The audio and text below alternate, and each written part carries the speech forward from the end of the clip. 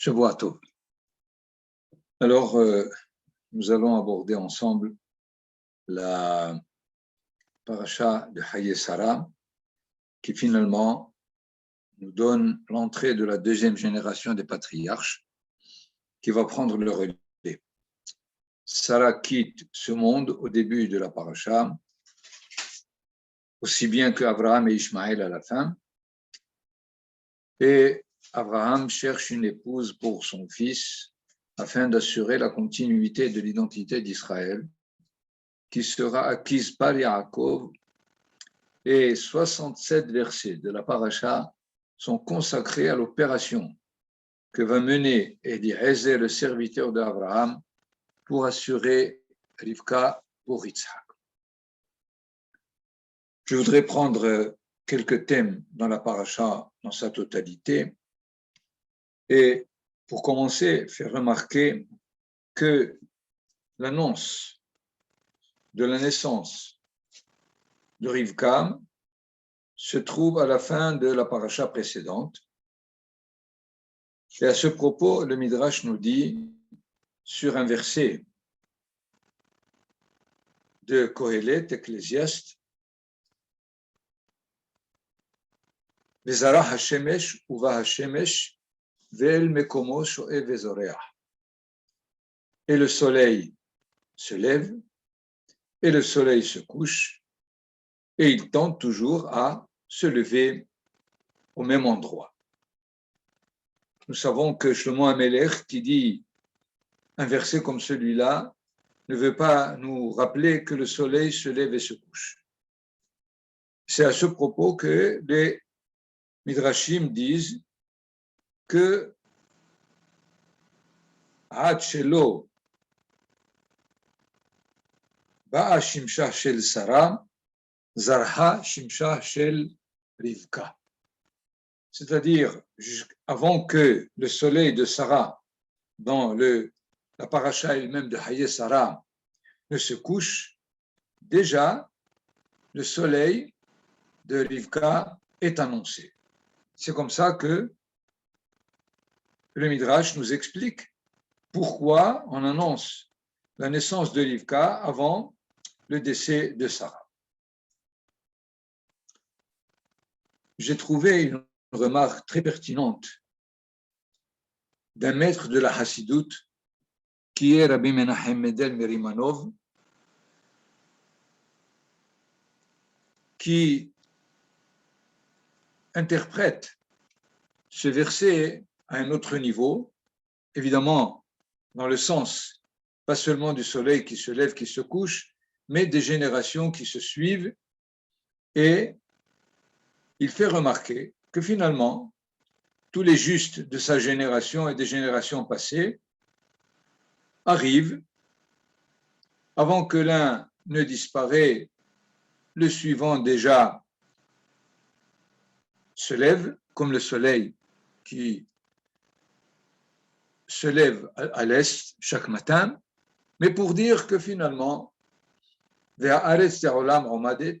la terre est toujours là, que veut nous rappeler Shlomo HaMelech d'après ce Hassid, pour nous dire que finalement, tous les tzadikim s'occupent de leur personne, de leur personnalité, du travail des midot, pour bien assurer leur place, si on peut dire, dans ce monde comme dans le Olam Haba. Mais finalement, rien ne change. Qu'est-ce que ça veut dire rien ne change? La galoute est encore là. Comme si le fait de s'intéresser à son propre destin fait qu'on ne s'occupe plus du destin de l'histoire d'Israël.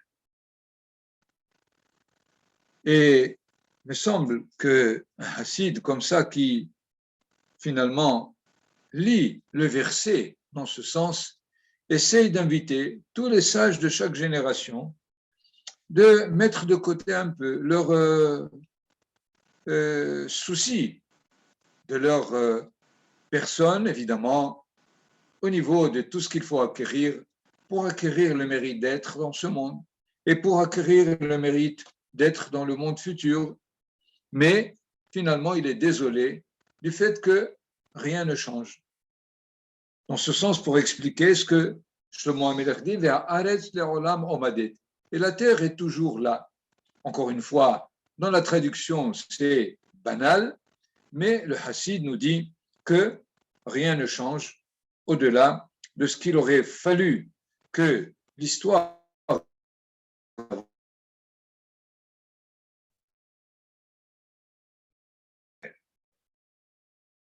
pessimiste, hein?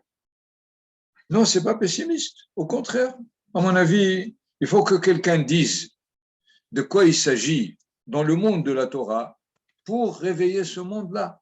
Parce que 2000 ans d'exil, c'est trop. C'est pas possible à comprendre. Il y a d'ailleurs, je me rappelle maintenant, d'une parole de Tana Deve Eliyahu, qui est un midrash très très ancien, qui dit Hikitem le Torati, velo hikitem le Malchuti. Comme si Akadosh Baruch Hu, ou bien le midrash lui-même, qui reproche au fait des grands d'Israël qu'ils aspirent à la Torah, mais ils n'aspirent pas à la royauté de Hachem dans le monde. Mais comment la royauté de Hachem peut arriver si Israël n'est pas sur sa terre? On a bien vu que 2000 ans d'histoire n'ont pas fait que la souveraineté de Hachem est sentie dans le monde, si ce n'est au moins comme condition première l'existence d'Israël sur sa terre. Sans cela, il n'y a pas de résidence divine dans le monde. Et dans ce cas-là, c'est ça le sens que le verset, d'après ce Hassid, peut nous enseigner. Comme deuxième thème, évidemment, qui se relie à l'introduction qu'on a faite, c'est évidemment le fait que la Torah, à chaque fois, nous raconte, lorsque le monde se trouve dans une impasse, l'histoire d'une famille, pas l'histoire d'une nation. Déjà, la Torah commence par l'événement de la naissance d'un homme, alors que pour le monde animal, la Torah nous dit que chaque espèce a été créée. Mais pas un lion ou un cheval ou une vache, mais l'espèce entière a été créée en nombre. Alors que pour l'homme, il a été créé individuellement, Adam Arishon. Les 10 générations après Adam Arishon ont dégradé la réalité. Le déluge est là. Qui est-ce qui sauve le monde dans le déluge? Une famille, Noah, ses enfants et leur épouse. Et puis, encore une fois, le monde n'arrive pas à se relever. Qui va essayer de relever l'histoire? Abraham et Sarah. Encore un couple qui, évidemment, essaieront de transmettre le message à leur fils Yitzhak avec son épouse Rivka. Lui-même fera l'effort avec Yaakov et ses 12 enfants, et de là commence à paraître la réalité possible d'un peuple qui sortira d'Égypte. Tout ceci va prendre 5 siècles pour que finalement un peuple prend sur lui la fonction, le but de faire réussir l'humanité. C'est-à-dire que la Torah insiste énormément sur ce qu'est l'importance de la cellule familiale. Si jamais l'humanité, quelque part, essaye de minoriser et réduire au non-sens, à la limite de ce qu'est la famille, la cellule familiale, il me semble que l'humanité commence à annoncer la décadence, la dégradation de l'homme lui-même. D'ailleurs, une deuxième remarque à propos de Pessah, lorsque Israël sort d'Égypte finalement, la Torah nous dit, comme mitzvah, veikhu lahem ish se levet avot, que chacun prenne un agneau pour chaque maison. C'est la baït. Une brebis ou un agneau pour la maison, pour la famille. Alors que finalement le peuple est constitué, la Torah nous rappelle immédiatement l'importance de la cellule familiale. Et c'est de ça qu'il faut toujours être conscient si on veut continuer à maintenir la chance d'une humanité qui va se développer. Or, comme vous le savez, dans notre génération, cette notion se dévalorise, que cela soit avec les permissions que vous savez. Et donc, il y a là un avertissement très, très, très important à réaliser partout, parce que, effectivement, la Torah, par la suite, essaiera de maintenir cette valeur-là au niveau de la cellule familiale.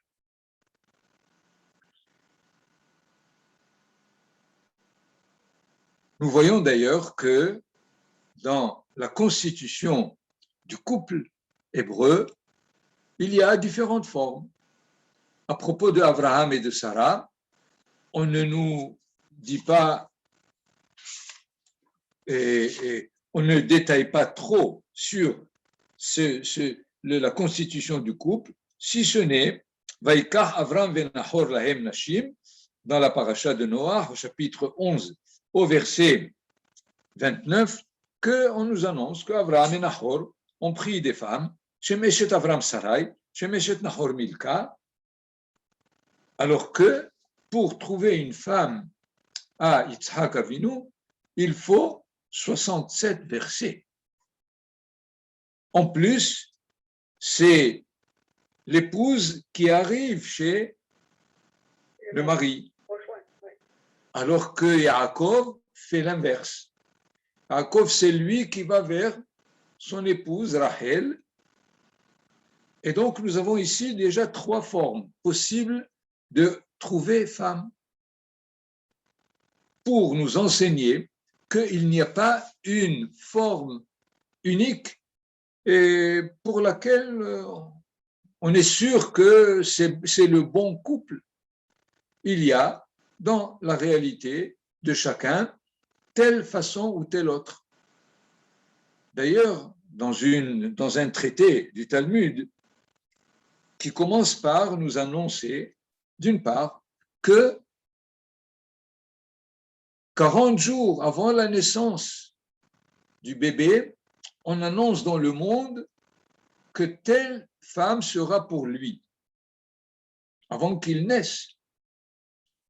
Et la Gemara, évidemment, intervient pour dire, nous avons un autre texte qui nous dit, alors qu'il est interdit de se marier pendant la fête, mais on peut se fiancer. Or, pourquoi est-ce qu'il faut se fiancer pendant la fête? Évidemment, il est interdit de se marier pour ne pas mêler les joies.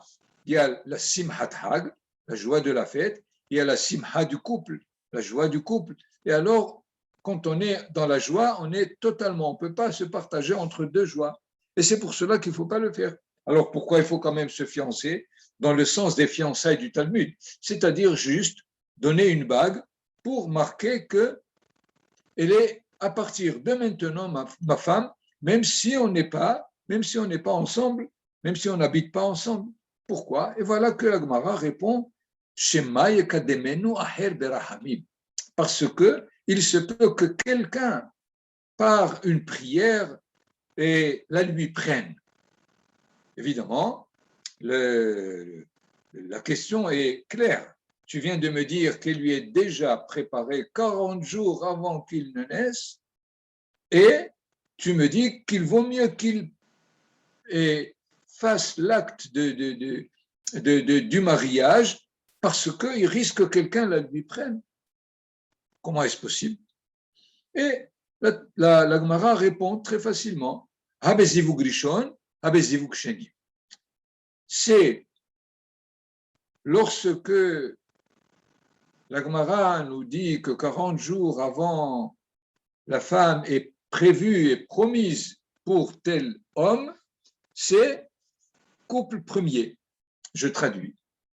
Alors que lorsque on demande à ce qu'il puisse même se fiancer pendant la fête, Bezivuk Sheni, c'est le deuxième couple. Qu'est-ce que c'est premier couple? Qu'est-ce que c'est deuxième couple?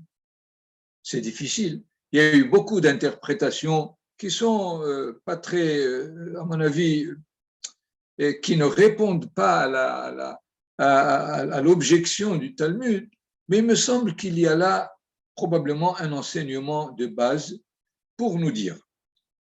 Effectivement, il y a un ordre d'en haut, étant donné que le mariage n'est pas simplement de prendre femme comme dans le monde animal, on s'accouple, mais c'est quelque chose qui est dicté par le monde d'en haut.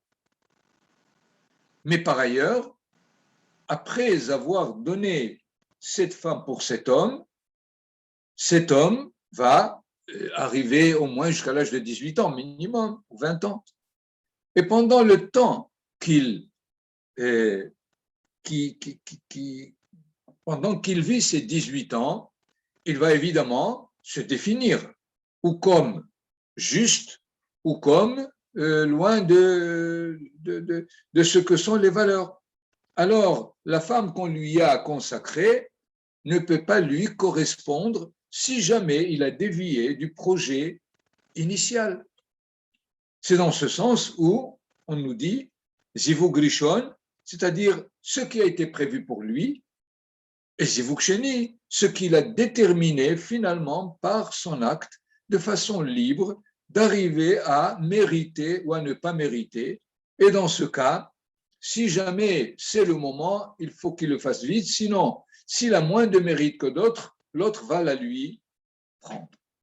Et c'est pour cela que, généralement, les couples qui se forment dans un jumelage de ces deux niveaux et invitent à la limite chaque couple de pouvoir, d'essayer de mériter le projet premier afin de mener une vie équilibrée et correcte. C'est pour cela que la Torah nous raconte les possibilités que Abraham et Sarah se sont rencontrés, tout simplement, et ils ont mené une vie pas du tout facile. Je donne toujours comme remarque dans le fait où dans un couple, des fois il y a des tensions, c'est pas alarmant, c'est normal, c'est tout à fait normal. Nous voyons que dans le cas des patriarches, dans le couple, il y avait des désaccords quelquefois sur des sujets fondamentaux. Abraham et Sarah veut renvoyer Hagar. Abraham n'est pas d'accord. Malgré cela, on renvoie Hagar. Rivka et Yitzhak aussi sont en désaccord. Qui doit mériter les bénédictions de Yitzhak? Yitzhak Avinu, il veut les donner à Esav et Rivka fait tout pour détourner l'intention de son mari Yitzhak et finalement c'est Yaakov qui a les bénédictions. Chez Yaakov Avinu aussi, nous savons par exemple que et Rachel, elle a ramassé les instruments de travail de son père Lavan et les a mis, elle s'est assise dessus et Yaakov ne le sait même pas, il n'est pas au courant. Et d'autres finalement malentendus ou désaccords, et c'est de ça que le peuple d'Israël est bâti. il est bâti sur les 3 patriarches avec leurs femmes dans lesquels il y a des désaccords. Mais si nous prenons le premier couple du monde, qui est Adam et Hava, lorsque Hava a donné le fruit à Adam Arishon, il n'a pas objecté, il l'a pris. Qu'est-ce qu'il en est sorti? Catastrophe, la mort dans le monde. Ce qui fait, il faut bien comprendre que lorsqu'il y a des malentendus dans un couple, c'est tout ce qui peut être le plus normal. Parce que, par définition, ce sont 2 personnes différentes. Et la différence invite le dialogue. Et le dialogue risque de se développer dans un malentendu. Il faut simplement ne pas le prendre jusqu'à la querelle. C'est ça ce qu'est le mérite d'un couple lorsque il comprend que d'en haut, on les a promus l'un pour l'autre. Voilà donc cette remarque pour ce qu'est les couples des patriarches. Si je voudrais maintenant prendre le dernier verset, le 67e dont j'ai parlé tout à l'heure, 67 versets, le dernier nous rapporte un enseignement qu'on n'a pas entendu du tout chez Abraham, qui est finalement le fait qu'il a aimé sa femme. Chez Abraham, on ne nous a pas dit qu'il a aimé Sarah. Le verset nous dit et Yitzhak a fait rentrer Rivka dans la tente de sa mère. Vaikach et Rivka. Il a pris Rivka comme femme. Vatehilo leisha, elle était vraiment son épouse. Vayehaveha, et il a aimé. Vainahem Yitzhak hare imo, et Yitzhak a été consolé d'après sa mère. Nous voyons ici finalement des détails qui nous semblent peut-être anodins, puisque de toutes les façons, il l'a amené et certainement qu'il a pris pour femme. Il semble qu'il y a là plusieurs enseignements. C'est que nous n'avons pas du tout appris, lorsque Sarah est morte, que Yitzhak était désolé. La Torah nous a dit que Abraham Avinu est arrivé et il a fait l'oraison sur Sarah et il a pleuré, mais Yitzhak, rien n'a été du tout annoncé. Et finalement, c'est là qu'on nous apprend qu'il a été consolé. D'une part, donc, il était vraiment consterné par la disparition de sa maman, et on insiste sur le fait, d'abord, avant de la prendre pour femme, qu'il l'a fait rentrer dans la tente de sa mère. C'est-à-dire, il a compris que la réussite serait dans la suite des générations, telle que son épouse va être en parallèle sur sa maman. Il n'y a pas ici de dérangement psychologique comme le monde de la psychologie qui dit qu'on reste attaché à sa maman. Ce n'est pas vrai. Voilà que Yitzhak est encore attaché, mais il faut évidemment savoir de quelle façon. Lorsque on recherche les valeurs de la mère dans sa femme, c'est afin de s'assurer que le message des générations passe. Ensuite, c'est après ça, après avoir vérifié, comme nous dit le Midrash, que dès qu'elle est rentrée, la lumière est revenue, la hala a été portée et le lit a été bien fait. Donc, alors elle a été pour lui une femme. Ce n'est qu'après que l'amour entre les deux arrive. Pour nous dire, il ne faut pas compter sur, comment ça s'appelle en français, il me semble, le coup de foudre. Okay? J'aime pas du tout ce terme, mais Et il semble qu'à la limite, comme si c'est ce qui va assurer le couple, selon la Torah, pas du tout. Il faut d'abord voir comment elle continue la tradition de sa maman. Ensuite, il la prend pour femme. Et alors là, il rassure. Alors, il a été vraiment consolé dans le fait où il voit que l'effort de sa mère, de tout ce qu'elle lui a donné, va maintenant être réalisé et repris par Rivka elle-même.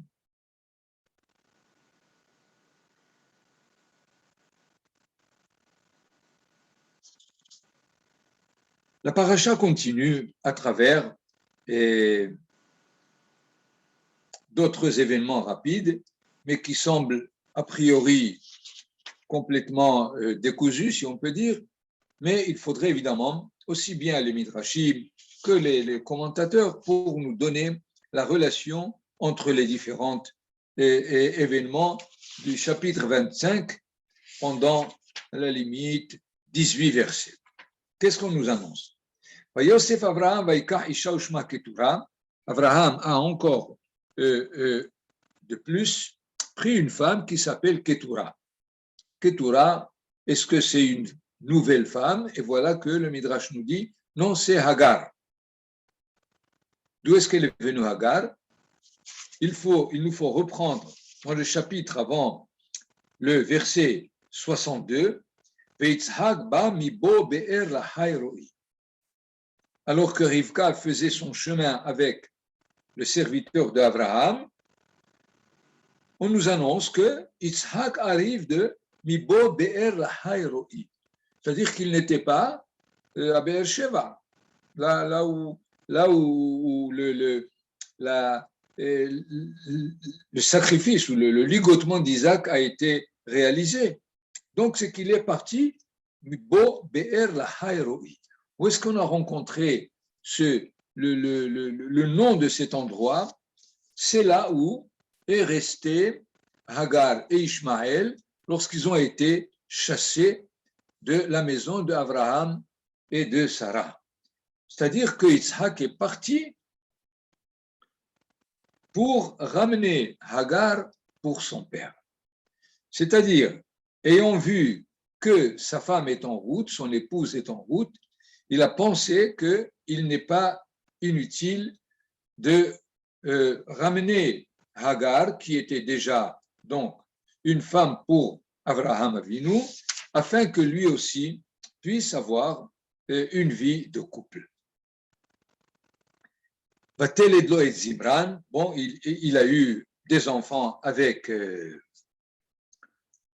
Hagar, celle-là, et finalement, Abraham Avinu, dans le verset 7, on nous annonce 7 et 8, il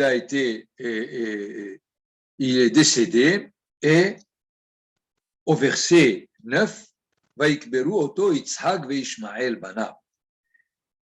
Ses enfants, Yitzhak et Ishmael, l'ont enterré, El Me'arat HaMachpelah, dans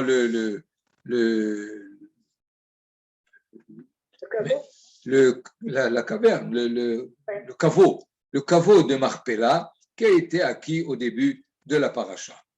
Finalement, nous voyons ici, comme le précise Rashi, c'est-à-dire Ishmaël aussi est revenu, pas seulement Hagar, mais Ishmaël, et en plus, il a donné la priorité à Yitzhak. C'est-à-dire, il est le premier à être reconnu par Ishmaël, alors que lorsqu'il a été chassé avec sa mère par Sarah, parce qu'il pensait qu'il était lui l'aîné pour l'héritage, voilà qu'on nous annonce que Ishmaël a reconnu que Yitzhak est celui à qui revient le droit d'aînesse qu'il réclamait. Donc, l'acte de Yitzhak d'aller rechercher femme pour son père, qui plus tard, donc après près de 75 ans, puisqu'il a vécu, non, un peu moins, mais 175 moins 127 de Sarah, nous pouvons faire la différence. Il y a eu donc une dizaine d'années où Yitzhak lui a assuré une vie familiale, une vie de couple, qui a donné finalement aussi la possibilité à Ishmaël de reconnaître le droit d'aînesse de Yitzhak. Nous voyons donc combien est-ce que il est possible, même si plusieurs années d'animosité sont passées entre Ishmaël et Yitzhak, il y a des fois des actes comme ceux de Yitzhak qui font rétablir la bonne entente entre Yitzhak et Ishmaël, pourvu que ça se passe aussi pour nous dans cette génération où les Arabes qui pensent qu'ils sont les descendants d'Ishmaël et nous, les Israéliens ou les Juifs, dont évidemment nos patriarches sont Abraham, Isaac et Jacob, puissent se retrouver, puisque cela a été déjà une fois fait par Isaac et Ishmaël eux-mêmes.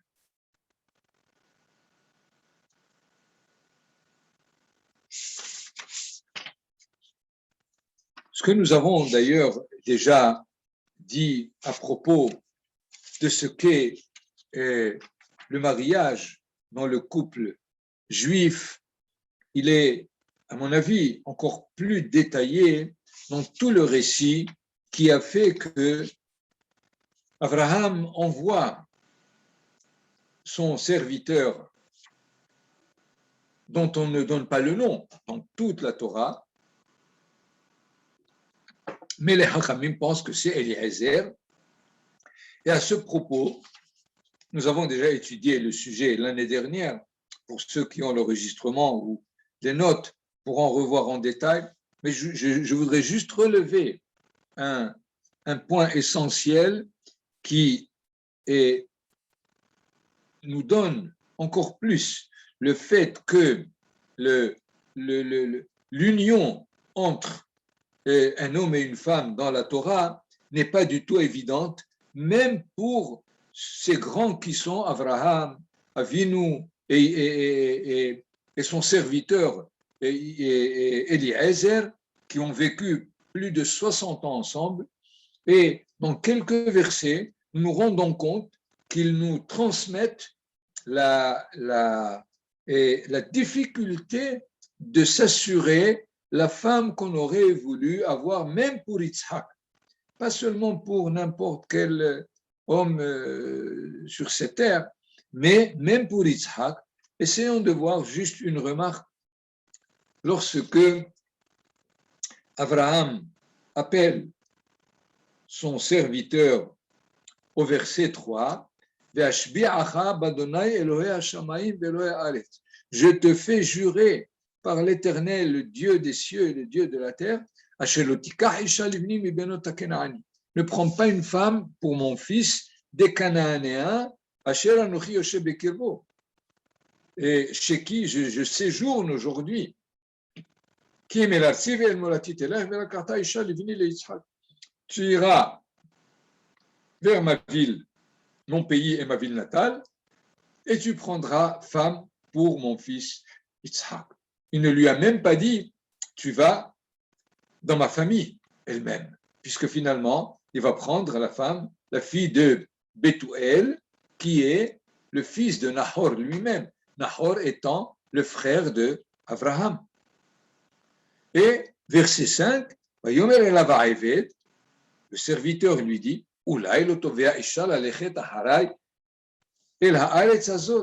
peut-être que cette femme ne voudra pas venir se joindre et venir avec moi sur cette. Est-ce que je dois ramener ton fils à la terre d'où tu es, au pays où tu es sorti? Finalement, question, comment est-ce que Eliezer, le serviteur d'Abraham, qui a vécu avec lui déjà plus de 60 ans, va trouver le doute que la femme ne va pas revenir? Finalement, il était avec lui en Égypte, il était avec lui dans la guerre des 5 rois, il a vu combien c'est un homme pour lequel la providence le suit pas à pas. Et il a des doutes. Peut-être que la femme ne voudra pas venir avec moi dans le pays où tu te trouves. Et Abraham Avinu, qui l'avertit, fais attention, ne ramène pas mon fils là-bas, ne le ramène pas au point de départ. Nous sommes en train d'avancer, on ne revient pas au point de départ. L'Éternel, le Dieu des cieux, qui m'a pris de la maison et de mon père et de ma ville et de mon pays natal, et il m'a parlé et il m'a même prêté serment. Les aracha étaient azot, ou ishlach malacho lefanecha, il enverra son ange vers la karta isha livni misham. À la limite, il lui dit, comment tu peux avoir le doute?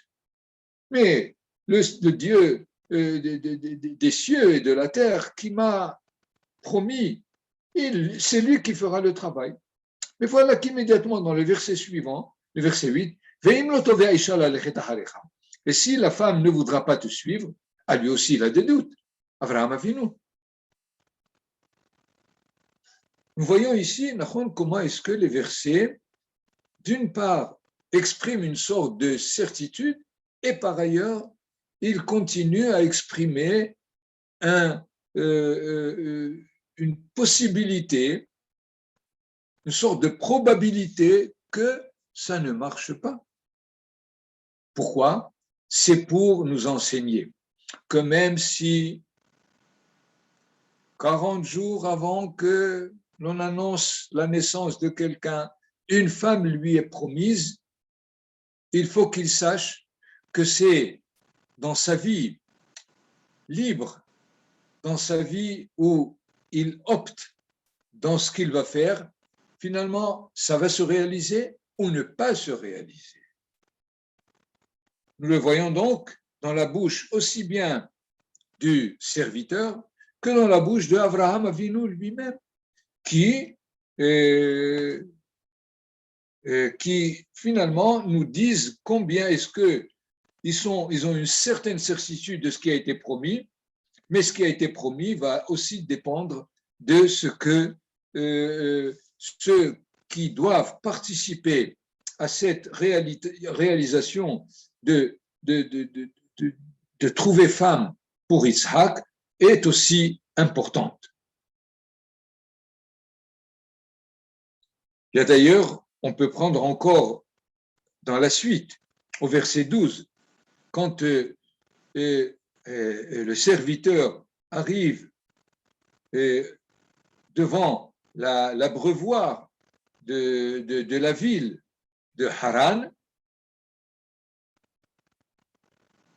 il prie, Vayomar, et il a dit, Adonai Elohé Adoni Avraham, l'Éternel, le Dieu de mon maître Abraham, Hakrena lefanai hayom. Essayons de lire, de traduire cette formule, cette forme qui est difficile à mon avis dans la traduction. Hakrena lefanai hayom. Hakrena, c'est plutôt pour nous dire fais à ce que dans le hasard. J'essaie de trouver une traduction pour essayer de montrer combien le traducteur n'a pas dégagé ce qu'il faut. Et il dit, Seigneur Dieu de mon maître Abraham, daigne me procurer aujourd'hui une rencontre et sois favorable à mon maître Abraham. Daigne me procurer aujourd'hui. Hakrena, il y a le mot qui est mikré. Mikré veut dire fais à ce que ça se passe. C'est-à-dire, je n'ai aucune possibilité d'établir ce qui va se passer, c'est vrai. Mais en plus, il lui dit, je veux que ça soit aujourd'hui. C'est une formule contradictoire. Si je dis, fais que ça se passe, je ne peux pas te dire aujourd'hui, puisque ça dépend de ce que toi tu vas faire, Donc, je ne peux pas le demander aujourd'hui. Si je le demande aujourd'hui, c'est que je veux que la providence se fasse selon ma demande. Nous voyons que Eliezer, le serviteur d'Abraham, sent aussi le paradoxe qu'il y a dans sa mission, puisqu'il est nécessaire qu'elle réussisse, mais pour qu'elle réussisse, il faut que quelque chose au-delà de lui-même intervienne, puisque lui n'est pas ici celui qui va décider de tout ce qu'il faut.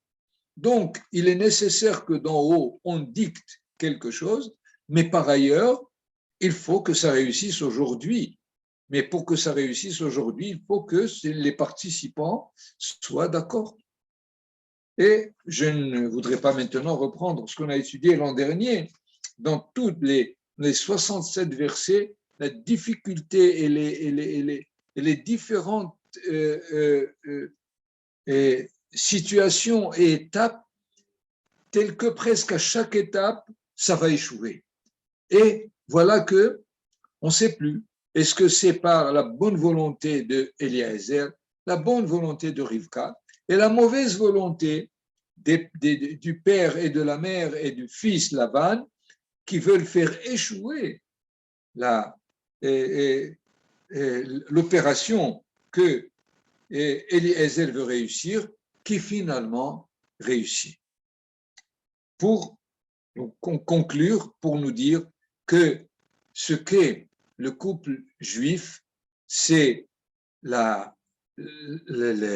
fait de combiner en même temps les efforts personnels qui finalement nous donnent le mérite de la providence divine qui aide à ce que ça réussisse vraiment. Beruchim Tihiyu, voilà, si vous voulez intervenir par une